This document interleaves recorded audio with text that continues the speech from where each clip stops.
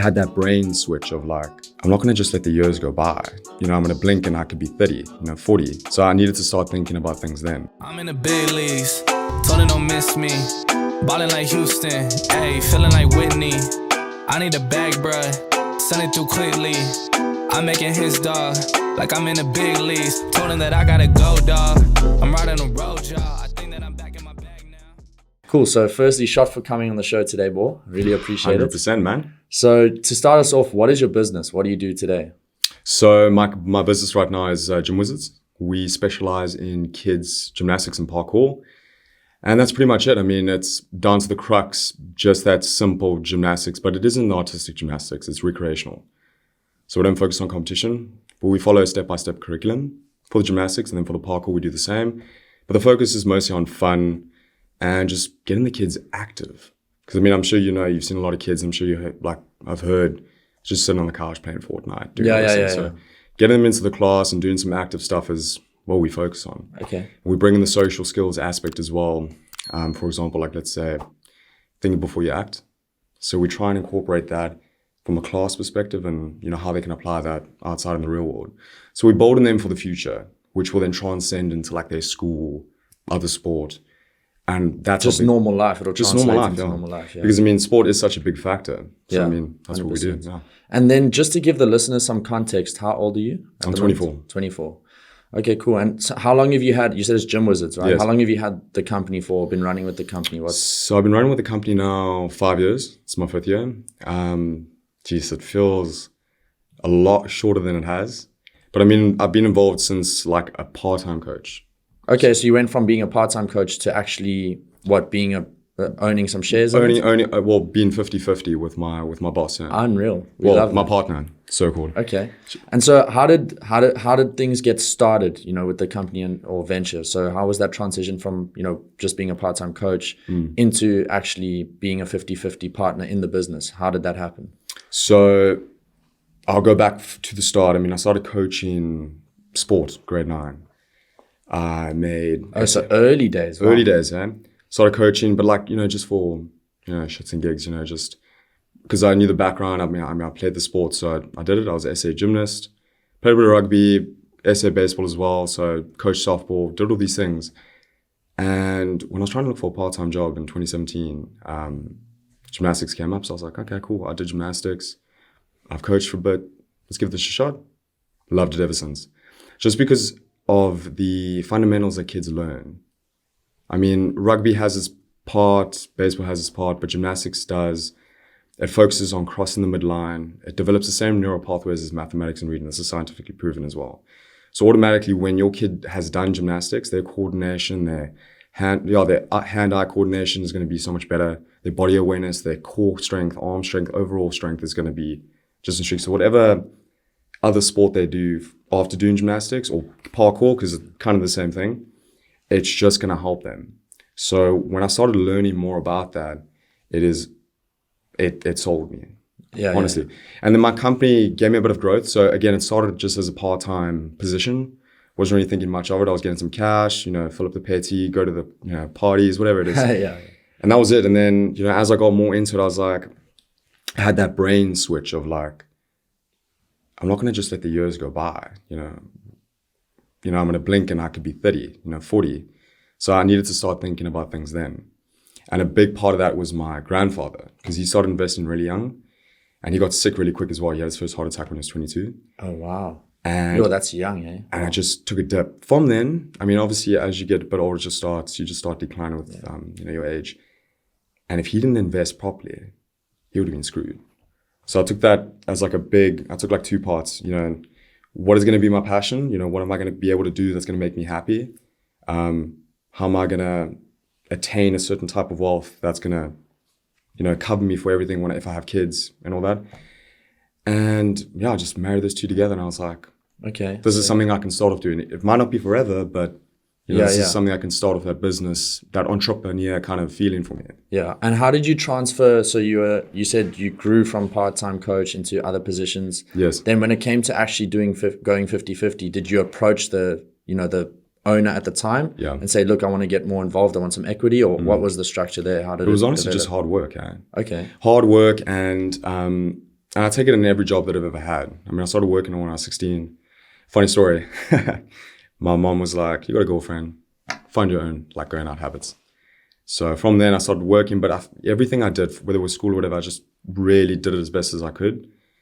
I mean, even if I knew if it wasn't going to be forever, I just did it as best I could. And I just applied 100 or nothing, put in 100 or nothing kind of thing. And the owner just gave me those opportunities. Knew that, I needed to start paying for my own varsity, all those different things. So it was like a win-win for both of us. I mean, we both kind of fed each other's mouths, if you want to put it in that sense. I mean, I grafted well for her. I got her more kids. I got her more, more traction to the company. Because unfortunately, the fortunate thing is for us is that coaches are the main part of our thing. Kids can go to any other facility and get the same type of training in terms of the skill, but our coaching attracts the kids because, we all remember what a kid told us a week ago. We'll know them by their name, their likes, their dislikes, who they are as people. And that sells us above anyone else. Yeah, that uniqueness, So when I started doing that, my boss was just promote. Do you want to do this? Do you want this?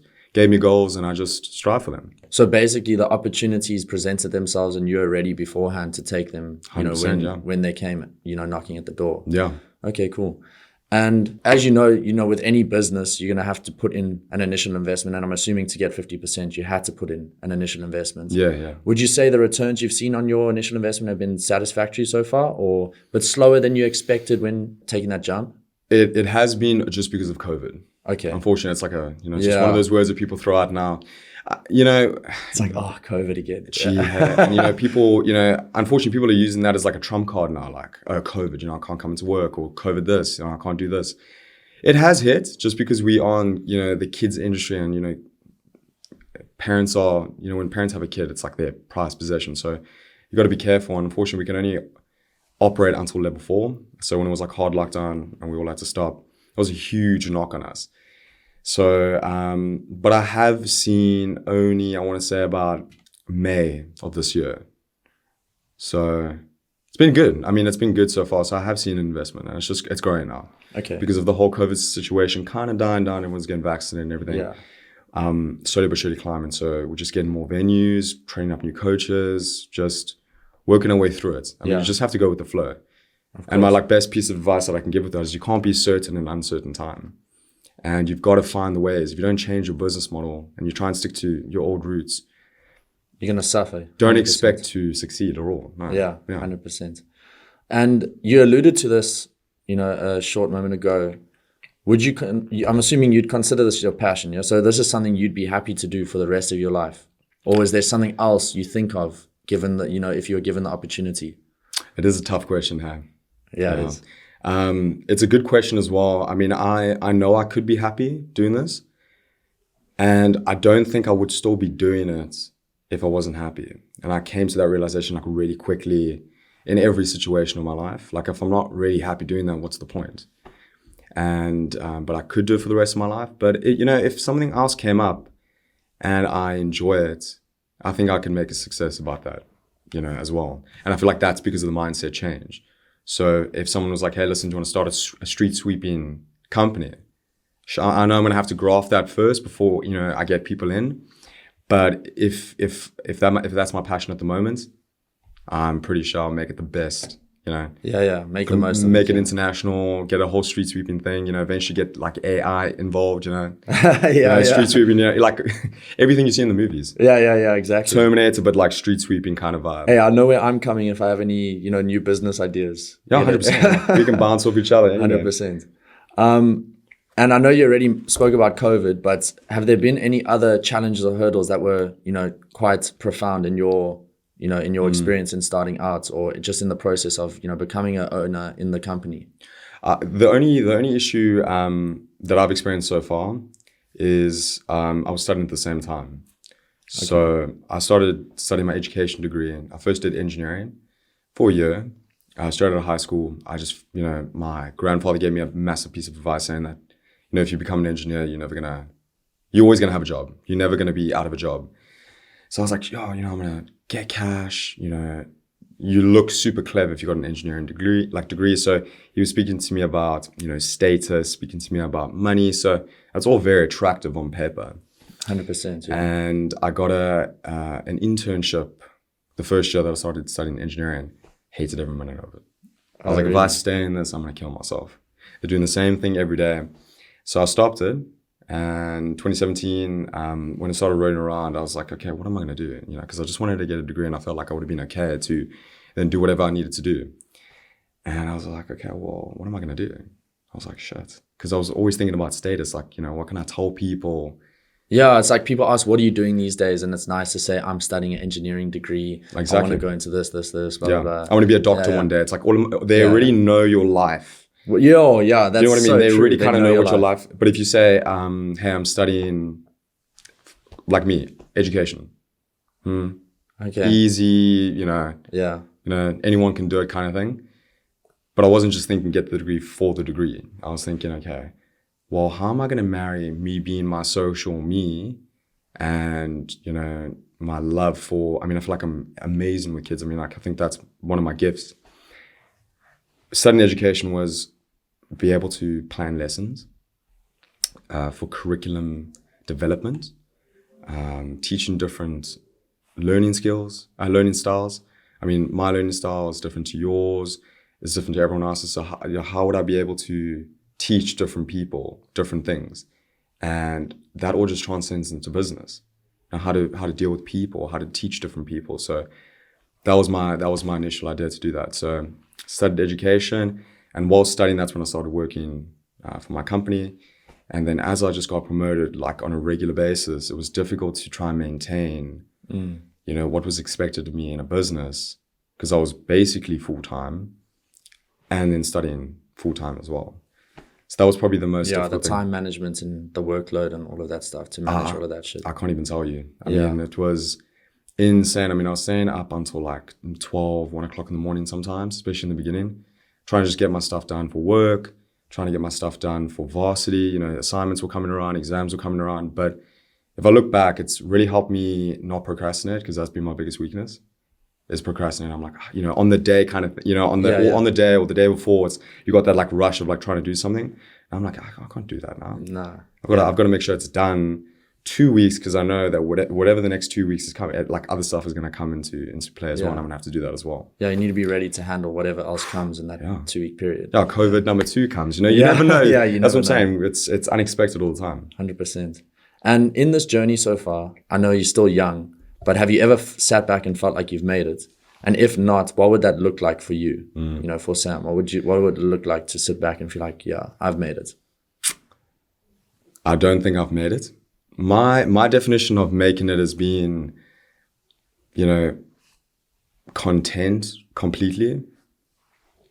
And in small aspects, I'm content, like with who I am. But in terms of what I'm doing at every moment, I don't think I'm quite there yet. So is there still a bit of lack of contentment with your current? Yes, definitely. I don't think you can, for me personally, I don't think you can have a so-called job and like every single aspect. There's going to be shit days. There's going to be good days. Yeah.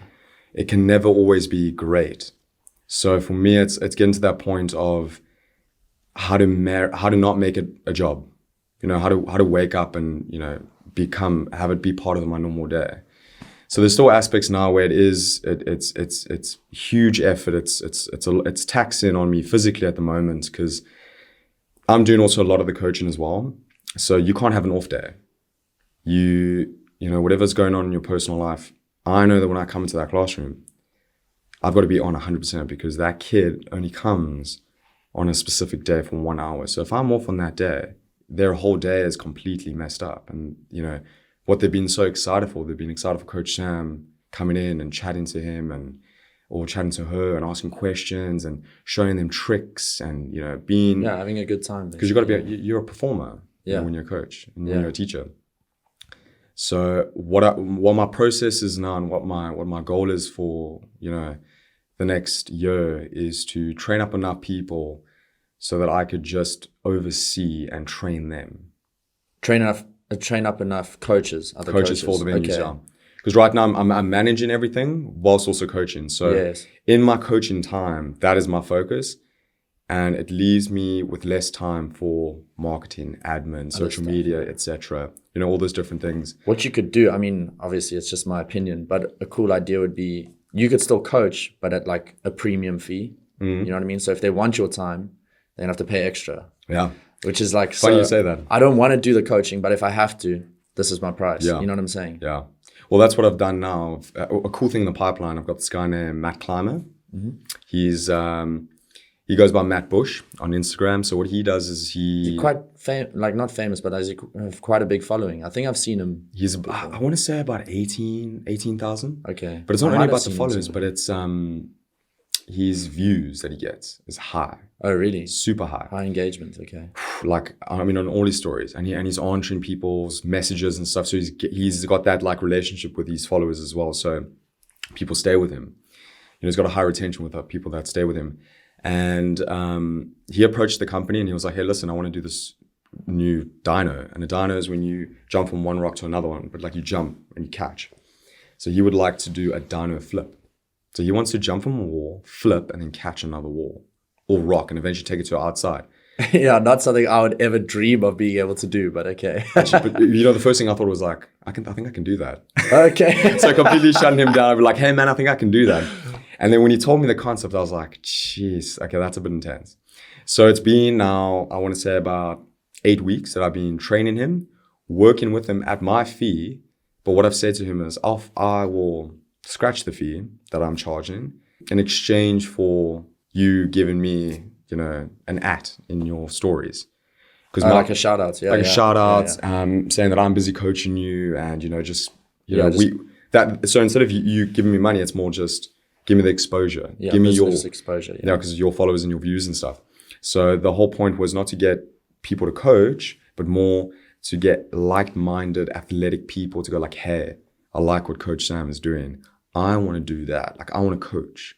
And in talking about, you know, some challenges and hurdles in business ventures and stuff like that, if you could go back in time, is there anything you would have done differently in your career and starting up? You know, maybe it's you had a crossroads where you wonder if you made a different decision, if things would have turned out better, Yeah. you know, et cetera, et cetera. I don't think so. I always feel like, you know, whatever you do is it's not so much, it's always the journey that tells you a lot about your destination. So me going through all these different hurdles, me going through these, you know, tough times, you know, emotionally, all those different things, it's helped me to where I've become now, like mindset change, like, you know, quick on the feet, to not always let everything get to me.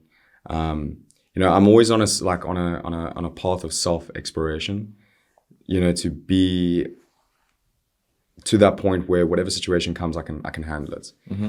And I feel like the journey that I've been on has got me to that point, yeah. Because it's been tough. I mean, because you know, there's family, there's, you know, all these different things, and a lot of the time you're always saying that you're okay, and you get to that point where you're like, I'm not okay, and that's okay. And I feel like more people gotta, you know, understand that their own person is super important, because if that's messed, all your other relationships are gonna fail in there. Not fail, but there's gonna be problems. Take a hit, yeah. Whether it's, you know, passionate relationships, or, you know, friendships, or work relations, colleagues, whatever it is, you're gonna find problems in there. I don't know. Have you experienced that as well? Like sometimes where it's like you've been going through like a tough time in your life, and you're also kind of feeling that the rest of those type of things is just not quite working out. Most of it, in my mind, has kind of boiled down to my perspective. Yeah. So my perspective in situations, you know, it's like if you're being negative or complaining, or, you know, just, you can't help but to see. I know sometimes the situation is what it is. That's fine. But I myself, I always try see like, okay, that's shit. But what is the positive that I can try see, or what could be the positive? You know what I mean? And that's what's brought me out of those situations. Yeah. You know what I mean? 100%. But when there's times when I'm not like that. You know, I fail to be like that, and it kind of like you dig the hole deeper and deeper and deeper. Which is okay. Which is okay. You have those moments. You know what I mean? Happiness is circumstantial. Those situations are circumstantial. You need them for character development. You know, to grow, to change, to become a, you know, better person, I guess. Yeah. But yeah, I have seen those things definitely overflow into, you know, my relationships with other people. You know? whether it's romantic or just friends or whatever. It affects all of that stuff. Family. And it's tough because you're always stuck in the middle, not knowing what to do. You're always like, you don't want to like talk to anyone because you don't want, to impact them, because you know that they're going through all their stuff as well. And you're like, you don't know who to turn to, and it's so difficult. And like down to the crux of it, like you shouldn't be afraid to ask help. I mean, I've got this saying, listen to everyone, but like trust a few. So Okay. listen to as many people, absorb, take the time out. Because I feel like we don't listen enough. We're always quick to, I know exactly what you're going to say. I know this already. Yeah, I've seen this. No. But it's different perspectives. Yeah. We both could be watching the same thing, but the way that we understand it, the way that we see it is different.